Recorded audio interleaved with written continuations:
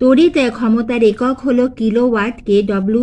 দৈর্ঘ্য স্থির রেখে পরিবাহীর প্রস্থচ্ছেদ বৃদ্ধি করলে পরিবাহীর রোধ কমে যাবে। অর্থাৎ আমাদের দৈর্ঘ্য যদি কনস্ট্যান্ট থাকে, স্থির থাকে, এবং পরিবাহীর যে প্রস্থচ্ছেদ সেটি যদি বাড়ানো হয় তাহলে পরিবাহী রোধ কমে যাচ্ছে। অর্থাৎ পরিবাহী প্রস্থচ্ছেদের সঙ্গে পরিবাহী রোধ হলো ব্যস্তানুপাতি, একটি বাড়লে আরেকটি কমবে এবং আরেকটি কমলে অপরটি বাড়বে।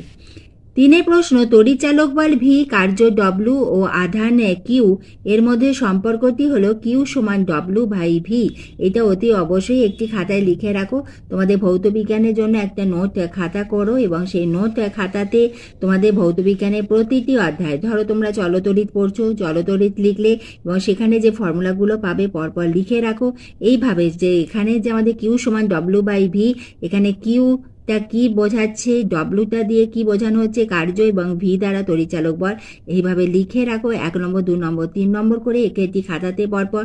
তারপরে তোমাদের আলোটাও লিখে রাখবে, কারণ তোমাদের এই অধ্যায়গুলি থেকে কিন্তু অঙ্ক আসবে এবং ভৌতবিজ্ঞানে আমাদের কিন্তু অঙ্ক থাকে। এবং তোমাদের দ্বিতীয় অধ্যায় গ্যাসের আচরণ, তৃতীয় অধ্যায় রাসায়নিক গণনা, এই অধ্যায়গুলি থেকে কিন্তু তোমাদের অঙ্ক থাকবেই। তাহলে এখানে আমরা এই সম্পর্কটা জানলাম, এটা খুবই ইম্পর্টেন্ট সম্পর্ক এবং এই সম্পর্কটির উপর তোমাদের অঙ্ক এসে থাকে। শুধু আমাদের ফর্মুলা লিখলে হবে না, এর এককটাও জানতে হবে, কারণ আমরা যখন উত্তর লিখব তখন আমাদের এককগুলো লিখতে হবে।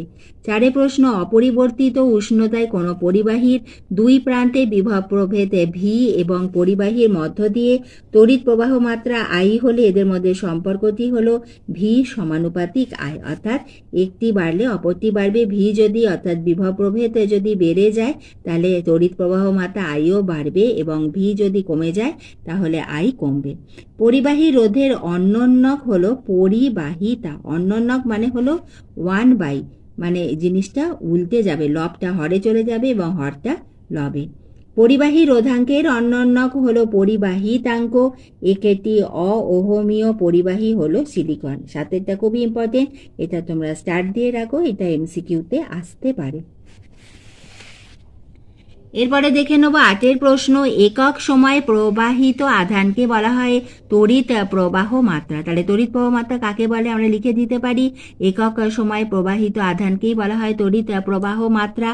এসআই পদ্ধতিতে তড়িৎ আধানের একক হলো কুলম্ব। বিভবের সিএসইউ একক হলো স্ট্যাট ভোল্ট।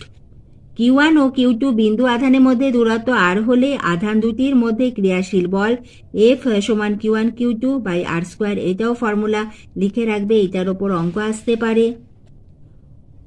ওহম